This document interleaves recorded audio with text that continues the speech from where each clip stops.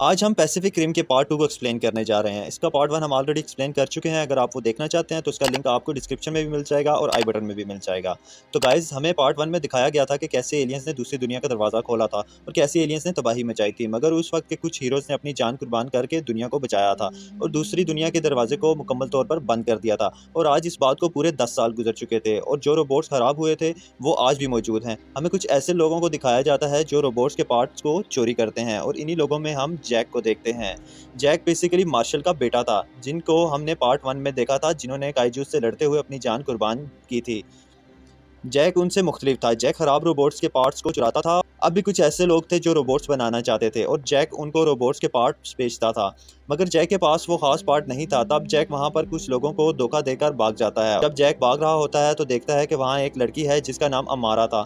अमारा भी जैक की तरह रोबोट्स के पार्ट्स को चुराया करती थी। अब अमारा ने रोबोट के उस पार्ट को चुरा लिया था जो जैक चुराने आया था, लेकिन जैक किसी तरह अमारा का पीछा करते हुए अमारा की वर्कशॉप तक पहुंच जाता है। वो देखता है कि अमारा ने एक रोबोट तैयार किया है जिसको सिर्फ एक पायलट ही चला सकता है। वो फिर अमारा से मिलता है और कहता है कि तुम्हें इस रोबोट को बेच देना चाहिए। इससे पहले कि अमारा कुछ कहती, वहाँ पर सिक्योरिटी के लोग आ जाते हैं जो आज भी बड़े बड़े रोबोट्स बना रहे होते हैं। अगर दोबारा एलियंस ने अटैक किया तो उन रोबोट्स की मदद से उनको वो हरा सकें। इससे पहले कि सिक्योरिटी इनको अरेस्ट करे, हमारा रोबोट में बैठ जाती है और साथ जैक भी बैठ जाता है। सिक्योरिटी के सामने दरवाज़ा तोड़कर उस रोबोट में वो भागना शुरू हो जाते हैं, मगर उनके सामने एक बड़ा रोबोट आ जाता है।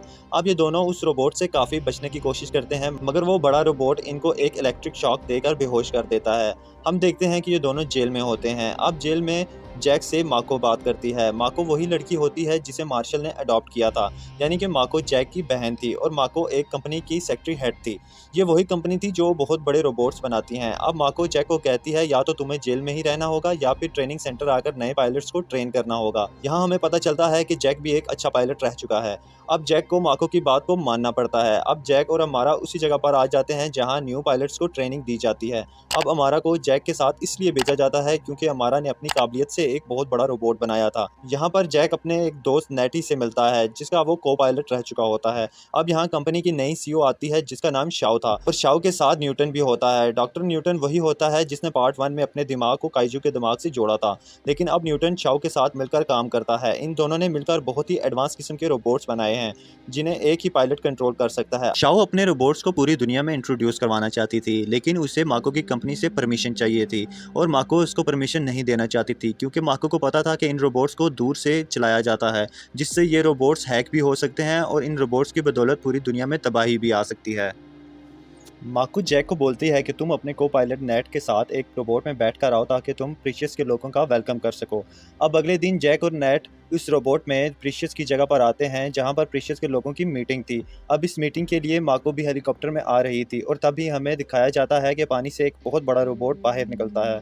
वो उस रोबोट पर मिसाइल से अटैक करता है जिसमें जैक होता है, मगर जैक अपने रोबोट को किसी तरह बचा लेता है और वो मिसाइल एक बिल्डिंग में जा गिरता है और एक हेलीपैड उस बिल्डिंग से नीचे गिर रहा होता है, जिसे जैक और नेट पकड़ लेते हैं क्योंकि नीचे लोग होते हैं। अब वो दूसरा रोबोट उस हेलीकॉप्टर पर अटैक करने वाला था जिसमें माको थी। तब ही जैक और नेट उस रोबोट पर अटैक करते हैं जिससे उस रोबोट का निशाना हट जाता है। अब दोनों रोबोट्स के दरमियान फाइट होती है। तब ही जैक देखता है कि माको का हेलीकॉप्टर क्रैश होने वाला है। जैक उसको बचाने की कोशिश करता है मगर बहुत नज़दीक से चूक जाता है और माको उस हेलीकॉप्टर में क्रैश होकर मर जाती है। अब दूसरा रोबोट देखता है कि कुछ और रोबोट्स भी आ गए हैं जो उससे फाइट करना चाहते हैं, इसलिए वो रोबोट दोबारा पानी में चला जाता है। दूसरी तरफ जैक अपनी बहन माको के मरने की वजह से बहुत उदास हो गया था। फिर उसे पता चलता है कि माको ने मरने से पहले एक लोकेशन को भेजा था। जब वो कंपनी के लोग उस लोकेशन को ट्रेस करते हैं तो वो पता चलता है कि वो लोकेशन रशिया की है जहाँ पर कुछ नए रोबोट्स को बनाया जाता है। दूसरी तरफ हम शाओ की कंपनी को देखते हैं और शाओ अपने रोबोट्स को पूरी दुनिया में इंट्रोड्यूस करवाना चाहती है और उसे ऑलमोस्ट परमिशन भी मिल जाती है, लेकिन अभी तक वो उसके रोबोट 100% तैयार नहीं हुए थे। उनको कुछ काम अभी बाकी रहता था। अब शाओ न्यूटन को वार्निंग देती है कि वो 48 घंटों में सब रोबोट्स को तैयार करे और फिर हम देखते हैं कि न्यूटन उन रोबोट्स पर काम करना शुरू होता है, जहां पर हमें पता चलता है कि न्यूटन के पास अभी भी एक काइजो का दिमाग है। वो आज भी काइजो के दिमाग के साथ अपना दिमाग जोड़ता है ताकि वो एलियंस की ज़्यादा से ज़्यादा इन्फॉर्मेशन गैदर कर सके। दूसरी तरफ हम देखते हैं कि जैक और मेड उसी लोकेशन पर आ जाते हैं जो लोकेशन माको ने सेंड की थी, यानी कि वो रशिया में आ गए थे। वो जगह बिल्कुल वीरान होती है। इसलिए उनको कुछ समझ नहीं आता। इससे पहले कि वो मज़ीद कुछ समझते, हम देखते हैं कि वहाँ पर वही रोबोट आ जाता है जिसने माको को मारा था। फिर हम देखते हैं कि वो दोनों रोबोट्स आपस में लड़ना शुरू हो जाते हैं। काफ़ी फाइट होने के बाद एट द एंड जैक और नेड उस रोबोट को मार देते हैं और फिर जैक उसका हेलमेट उतार के देखना चाहता है कि उस रोबोट को कौन कंट्रोल कर रहा है। जब वो हेलमेट उतारता है तो देखकर हैरान होता है कि उस हेलमेट में काइजू का दिमाग होता है, यानी कि उस रोबोट को काइजू कंट्रोल कर रहा था। अब उस काइजू के दिमाग को वो लेकर लैब में आते हैं और लैब पर उस पर टेस्टिंग होती है और टेस्टिंग के बाद ये नतीजा निकलता है कि ये काइजू का कोई ओरिजिनल दिमाग नहीं है, बल्कि उसी दिमाग के साथ इसको प्रोड्यूस किया गया है, और वो भी अर्थ पर, यानी कि ये इंसानों ने बनाया है दिमाग। दूसरी तरफ हम देखते हैं हमारा उसी रोबोट में जाती है जिसको जैक के रोबोट ने मारा था। वो जाकर वहाँ पर चेक करती है। उससे पता चलता है कि इस रोबोट को उसी रोबोट ने बनाया था जो ऑटोमेटिक रोबोट बना रहे हैं। जी हाँ, ये वही कंपनी होती है जो शाओ की कंपनी थी।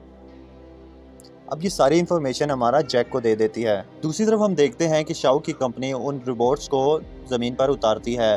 वहाँ पर हम देखते हैं कि वो रोबोट्स अचानक ही बदलना शुरू हो जाते हैं, क्योंकि उन सब रोबोट्स में काइजू के दिमाग थे और वो सब रोबोट्स काइजू में बदलना शुरू हो जाते हैं। मीन्स कि वो काइजूज रोबोट्स बनना शुरू हो जाते हैं जो पूरी दुनिया को तबाह करना चाहते थे। वो रोबोट्स हर सिटी पर जाकर अटैक करते थे। उसके बाद हम देखते हैं और हमें पता चलता है कि जो न्यूटन का दिमाग था उसको अब काइजूज कंट्रोल कर रहे थे। जैसा कि पार्ट 1 में बताया गया था कि जब इनके आपस में कनेक्शन होता है तो सिर्फ एक तरफ से दूसरी तरफ नहीं देखा जा सकता, बल्कि दोनों तरफ से ये कनेक्शन होता है। और अब वो काइजोस न्यूटन का दिमाग इस्तेमाल करते हैं और अब न्यूटन के दिमाग को एलियंस ने पूरी तरह से अपने कंट्रोल में ले लिया था। और हम देखते हैं कि न्यूटन ने जितने भी रोबोट्स बनाए थे वो सब रोबोट्स काइजोस नहीं बनवाए थे। फिर हमें पता चलता है कि माको के मरने के पीछे भी न्यूटन का हाथ था, क्योंकि न्यूटन ने ही उस रोबोट को तैयार किया था जिसने माको पर हमला किया था। काइजो रोबोट ने माको को इसलिए मरवाया था कि पूरी दुनिया में उसे वो रोबोट सप्लाई करने की परमिशन मिल सके, क्योंकि माको नहीं चाहती थी कि वो रोबोट्स पूरी दुनिया में सप्लाई हों। अब हम देखते हैं कि न्यूटन का साथी उन सब रोबोट्स को टेक डाउन करने का बोलता है, लेकिन न्यूटन इस चीज़ के लिए रेडी नहीं होता। इतने में हम देखते हैं कि उस कंपनी की मालिक शाओ आ जाती है जो न्यूटन पर गन तान देती है, लेकिन न्यूटन वहां से अपनी जान बचाकर भाग जाता है। हम देखते हैं कि शाओ और न्यूटन का साथी दोनों मिलकर उन रोबोट्स को डीएक्टिवेट करने की कोशिश करते हैं। दूसरी तरफ हम देखते हैं कि वही रोबोट्स ओशन में उसी जगह पर जाकर दूसरी दुनिया का दरवाज़ा खोलने की कोशिश कर रहे होते हैं, जो कि हमने पार्ट 1 में देखा था, ताकि फिर से काइजो एलियंस दोबारा से इस अर्थ पर आ जाएं और उनका रास्ता एक बन जाए और एलियंस आकर इस पूरे अर्थ पर कब्जा कर लें। अब हम देखते हैं कि वही रोबोट्स उस रास्ते को खोल देते हैं और वहां से काइजोस बाहर आना शुरू हो जाते हैं। इतने में हम देखते हैं कि शाओ और न्यूटन का साथी उन रोबोट्स को डीएक्टिवेट करने में कामयाब हो जाता है और वो जो रास्ता होता है वो खुलना बंद हो जाता है।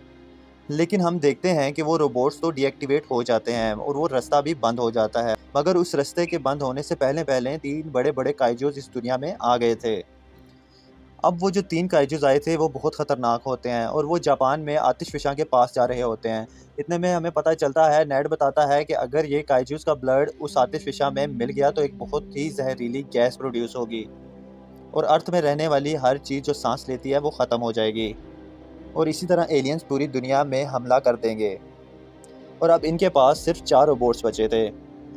अब हम देखते हैं कि वही रोबोट्स जाकर उन काइजोस को मार देते हैं। उनसे फाइट होती है और वो काइजोस, क्योंकि ये रोबोट्स इतने एडवांस होते हैं कि वो काइजोस उनके आगे कुछ भी नहीं थे, वो उनको मार देते हैं। इतने में हम देखते हैं कि न्यूटन ये सब चीज़ें देख रहा होता है। जब उसे पता चलता है कि हम हार गए हैं, तब न्यूटन पैरासाइट्स काइजोस की तरफ भेजता है, जो पैरासाइट्स जाकर काइजोस को मिलाकर एक बहुत बड़ा काइजो बना देते हैं।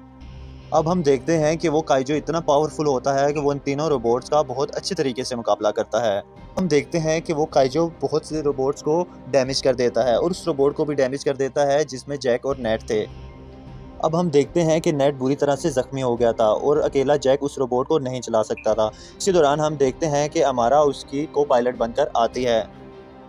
अब हम देखते हैं कि जैक के रोबोट में इतनी पावर नहीं होती कि वो उड़ सके और दूसरी तरफ हम देखते हैं कि वो काइजो मुसलसल उस आतिशफ़िशा की तरफ बढ़ रहा होता है।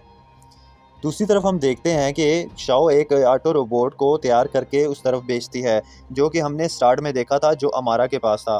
वो रोबोट एक थ्रस्टर बनाकर उनके पास लेकर आता है। अब हम देखते हैं कि उस थ्रस्टर की मदद से ये मुसलसल उस काइजो की तरफ जा रहे होते हैं जो काइजो आतिशफ़िशा की तरफ जा रहा था। अब इन लोगों को अपने रोबोट को एक बम की तरह यूज़ करना था और इससे पहले कि वो रोबोट जाकर उस काइजू से टकराए, अमारा और जैक को एक पोर्ट में बैठकर निकलना होता है, मगर अब वो देखते हैं कि वो पोर्ट काम करना बंद कर देता है दूसरी तरफ हम देखते हैं कि वो काइजो आतिशफशां के पास बिल्कुल पहुंच जाता है और इस दौरान हम देखते हैं कि जो अमारा का छोटा रोबोट होता है वो इस बड़े रोबोट के बीच में एक होल कर देता है, जिससे जैक और अमारा बाहर आते हैं।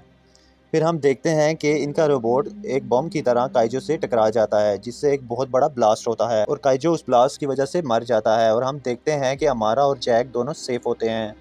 दूसरी तरफ जब देखते हैं न्यूटन को पता चलता है कि उसका प्लान पूरी तरह से फ्लॉप हो गया है, तो फिर वो प्लान बी को रेडी करने के लिए तैयार होता है। इतने में हम देखते हैं कि पीछे से नेट आ जाता है जो कि एक ज़ोरदार पंच मारता है उसे, जिससे न्यूटन बेहोश हो जाता है। फिर हम देखते हैं कि वो लोग न्यूटन को अपने कब्ज़े में लेते हैं और उनको पता चलता है कि न्यूटन का दिमाग अभी भी एलियंस के कब्ज़े में है। फिर हम देखते हैं कि काइजो न्यूटन के थ्रू बात कर रहा होता है और कहते हैं कि हम दोबारा से आएंगे और आज तुम लोगों की दुनिया को तबाह कर देंगे। इतने में जैक बोलता है कि अब तुम लोगों को आने की ज़रूरत नहीं पड़ेगी, क्योंकि हम ही तुम लोगों को सबसे पहले तबाह करेंगे। इसी के साथ ये मूवी एंड हो जाती है। तो गाइज़, कैसे लगी आपको ये मूवी? अगर अच्छी लगी तो मेरे चैनल को भी सब्सक्राइब कर दें और मेरी वीडियो को भी लाइक कर दें और इंशाल्लाह मैं आपके लिए इसी तरह की और एक्सप्लेनेशन लाता रहूँगा। आप अपनी कीमती राय का इज़हार ज़रूर करें, क्योंकि मुझे इसका इंतज़ार रहता है। बहुत बहुत शुक्रिया।